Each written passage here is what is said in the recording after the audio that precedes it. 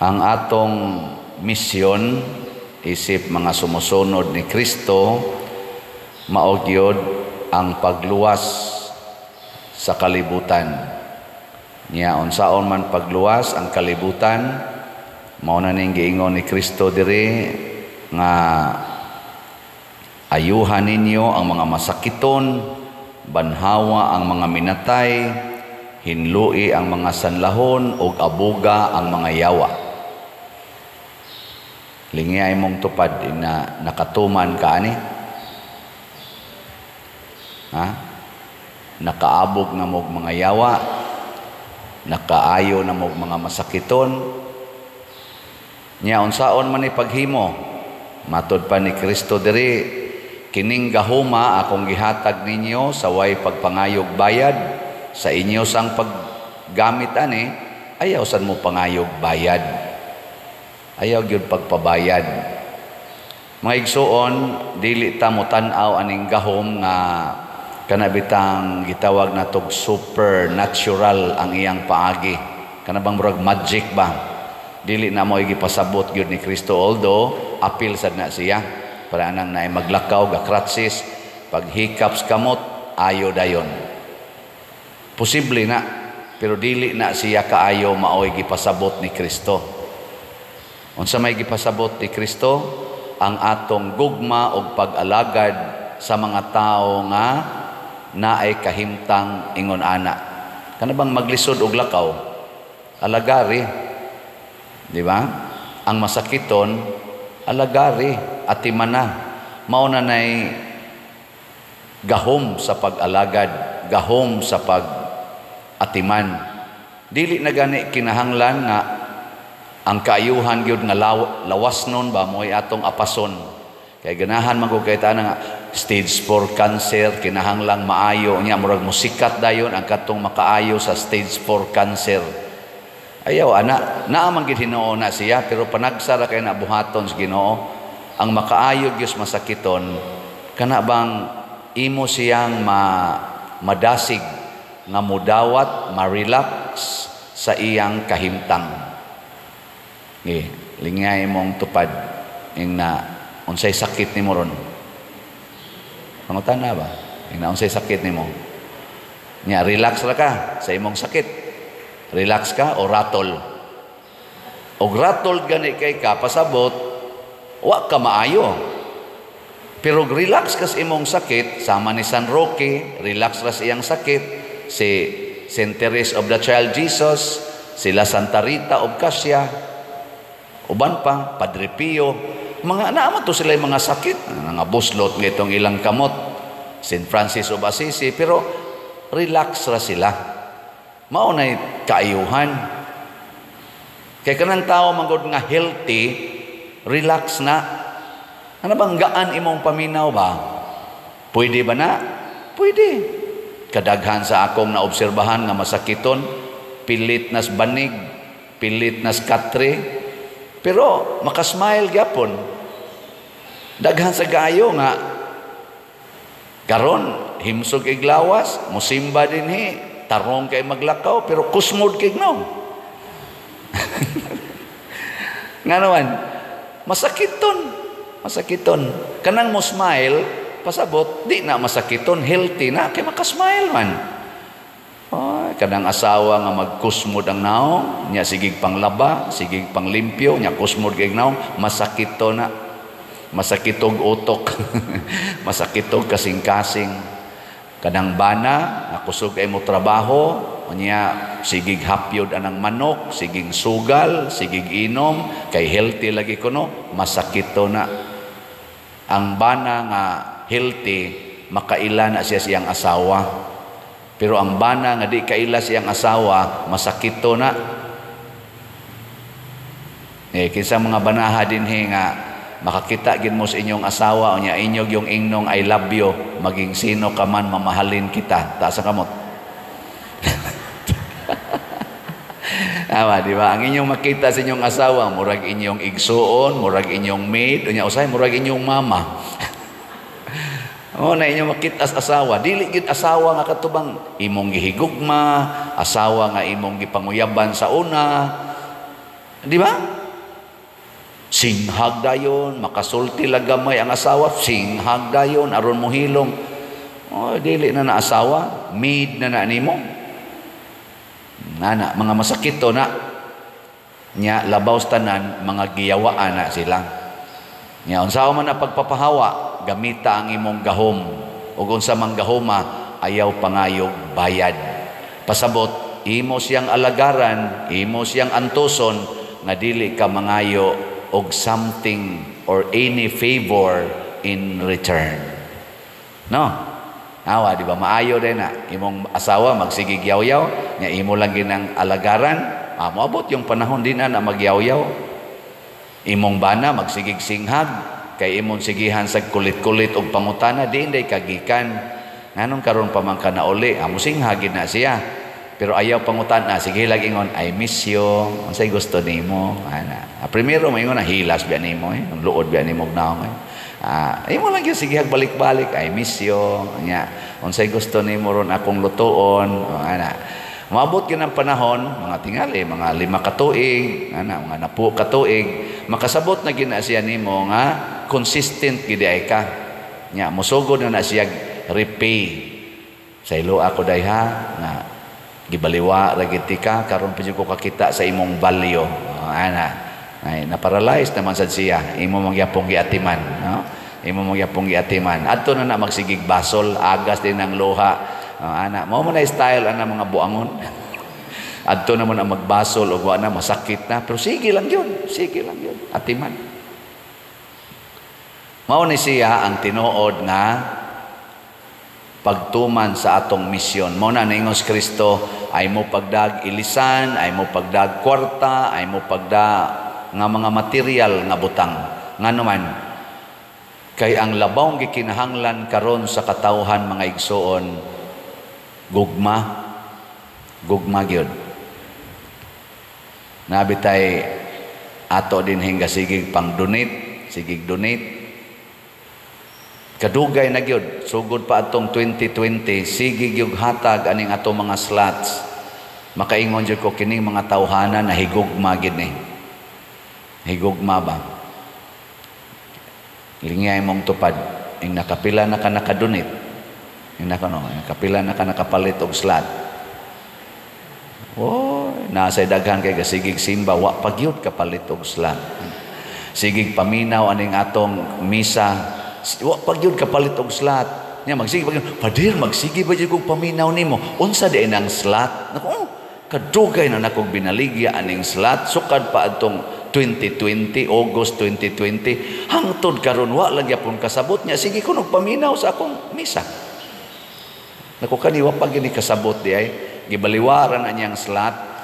Sige, ang slot unsa man na minimum donation ngadto sa simbahan niya. Sa pagkakaron duha ni kabuk atong slots, ang CTU katong atong itukod og balay, Christ Transforming Union, ang grasya nga inyong madawat. So sabot matagpalit ninyong slot na ay grasya nga madawat. Example, 100 pesos ang kada slot sa CTU unsa may atong madawat ani? Christ Transforming Union. Matransform ka nya mahimong magkahiusa. Pwede ba mo palit og usa ka slot? Pwede, 100 pesos. Pwede ba mo palit og 100 ka slots? Pwede. Pila man? Sa tag 100, pila man ang 100 ka slots? Pila man tinuod na? Pila na? 10,000? 10,000 pesos. O ana, pwede ba mo palit og 100,000 ka slots? Pila may amount ana? Pila naman na? 100,000 ka slots ba? Di na mo ka mo multiply 100. 10 man ka to. 10 million. 10 million ang kuan, ang amount ana. Mo na ipasabot anang slot. O ba? O lagi 10 million. Dili 1 million 100 man, upat ka 0, 10. Nabugo naman tani. 10 million lagi. 100,000 ka slots. Mo nang do na tay gibaligya karon nga daghan-daghan sad kaning grace. Kasi na God's reward and complete elation. Para ni ibayad na to sa atong 70 million na utang. Tag 100 gyapon ni kaslots, 700,000 kaslots atong gibaligya. Kung mo palit mo 100,000 kaslots, pasabot, ang atong 700,000, mahimo na lang 600,000 kaslots. Mo worth na siya 10 million. So karon ang 100,000 ba kaslots. Mao ni ang atong update. Ang atong grace nga slot nahalina na taog 200 o 2,450 kaslots, 697,550 na lang kaslots ang nahibilin. Nya naa ni siya 70 slot challenge nga tag 7,000 nakadawat sa tag 11 ka kaning challenge. Unya kadtong si TUMM para atong itukod og mga balay nahalina na sa tag 3,423 kaslots nga tag 100, 3,577 na lang kaslots ang nahibilin tag 100 pesos. Naasad ni siya 61 slot challenge nga tag 6,100 nakadawat na sa tag 18 ka challenge. So salamat kay murag paspas rong inyong halinda gipakpakan nato ang namalit karon. Salamat kayo. Naasay pipila nga mutawag gid nako. Sige manig miss call pertin daghanang miss call sa akong mga contact. Ako man ang gina-silent ang akong phone kay di naka do not disturb man na. Kay di man ko mo receive og tawag, mo text ra gyud ko kung in my spare time. Kay magsikog tubag og tawag, nya na ako'y counseling, na ako'y misa, na ako'y gika-istorya, kanang madisturbo man. Unang sabta ko ninyo nga magsige mog tawag sa akong number, dili ko motubag. Kay haron di ko maanad og tubag dayon, di ko maratol kay og na ako'y gika-istorya, hapit man almost every hour na aman jud ko'y gika-istorya personal, di ko gustong madisturbo. Pero ang akong sekretary, inyong tawagan, either kani si Remy o Remedios Ocaba or si Edna Barosa, inyong tawagan, kaya naaman ng iyang number, ilang numbers dinhi sa ato, or si Brad Loloy ba, Bernardo Jacobi, or si Hinara Laborte, inyong ning tawagan, mauni mo entertain ninyo. Nya kung kinahanglan yun nga ako'y mo settle sa inyong problema or sa inyong transaction, ila kong schedulean nga tubagan ni Father. Ana, so selo akong di ko motubag ninyo napay niingon ako sa kaning iyang gi-text ba nganong di man ka motubag Father nga siguraduhon ra man ako nga dili AI ang akong gitiksan. Naku aron makasiguro ka nga dili AI, tan-awa ang ato dinhing official contact persons, official contact numbers, official account numbers. Tanawa amo ning gina-flash dinhi sa atong channel aning YouTube. Labi na panahon sa offertory song o sa final song. Kana mo'y tanawa.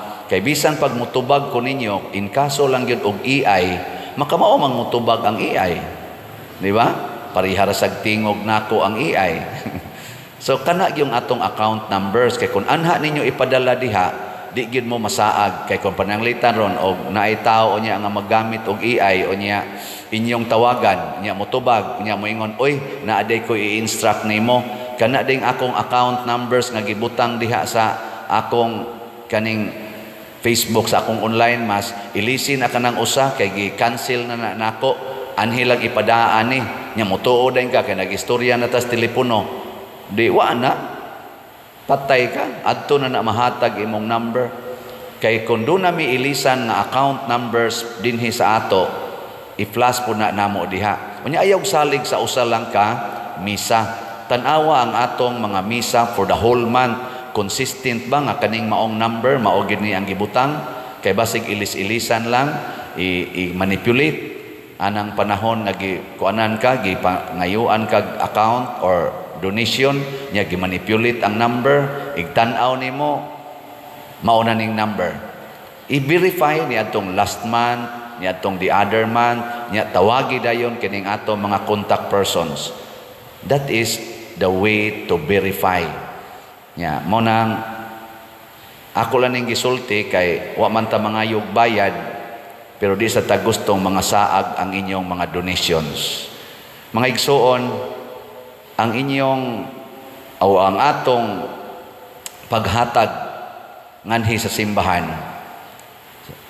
sa gugma nato, either pagserbisyo or pag-donate og kwarta, maunay pag-exercise sa atong powers nga gihatag ni Kristo. Si Jose diri sa unang pagbasa, gipadala siya ngadto sa Ehipto nga way ilisan, way sandal, kadina, matud pa sa atong salmo karon, kadina og pusas, mga gapos ang iyang gidala ngadto sa Ehipto. Igo gyud kay siya sa gitudlo ni Kristo nga ay mo pagdalag puntil, kwarta, ana, o kinsay mo dawat ninyo, pabilin mo didto. Gidawat si Jose sa warden sa prisuhan didto sa Ehipto. Nagpabilin siya didto nga faithful sa warden katong pangulos prisuhan, o gikan didto naabot siya ngadto ni Paraon katong hari. Pinaagi sa warden nga nasuod niya. Hangtod nasuod siya sa hari o gihimo siyang gobernador sa Ehipto. Nangayo bagbayad si Jose, wa sige ra siyag alagad. Sa ako sang ginagmay nga paagi isip pare ninyo dinhi, gibutang sa ko dinhi na wa ko'y kwartang gidala. Na hinon to'y puntil. Pero wa ko'y kwarta. Hangtod karon, wa jud ko magkupot og kwarta nga akong giisip nga ako personal. Wa ko'y savings nga akong giisip nga ako. Wa sad ko'y balay nga gihimo. Hangtod karon, hasta kanang sakyanan sa parokya na tanan. Ug asa kong parokyahan, tag-iya na parokya. Wa ko'y giisip. Wa ko mangayog baos. Ang ako rang gibuhat, kung unsay ihatag ninyo nako, ibalik ko na sa simbahan. Munang naingon ani ang naong sa atong simbahan karon dinhi. Ibalhin ko ngadto sa Compostela karong August 5. Padayono na anakong maong buhat nya mailhan unya na sa mahitabo sad sa parokya nga akong mabalhinan. Tan-aw gani ninyo, dili mo improve ing nadayon si Padre Siano nangayo nagbayad. Pero kung na-improve gani, ing na wa gyapon ni mangayog bayad. Ang ato ro mga government officials nangayo bagbayad, nangayog bayad, nangayog mga millions, mga billions, mga wa nay ayo. Tan-aw nato og suportahan nato ang mga government officials nato gikas presidente hangtod barangay tanod, kanang wa mangayog bayad, kanang gasigig serbisyo. Nya mailhan na nato kay maghatag na sila kaayuhan sa mga masakiton, sa mga kabos, sa mga way balay o mga way trabaho, ilan ang maatiman. Pero kanang nangayog bayad, magsigig na sila lalis, magsigig away, pero ang kwarta siging gawas, murag nag-hemorrhage ang atong panudlanan sa nasod. Kay nga naman, wa na sila mga lagad, naghimora na sila og pangwarta. Og mauni nga importante kaayo ang pagsunod sa standard ni Kristo. Gipakita ni Jose, gipakita ni David, gipakita sa mga santos.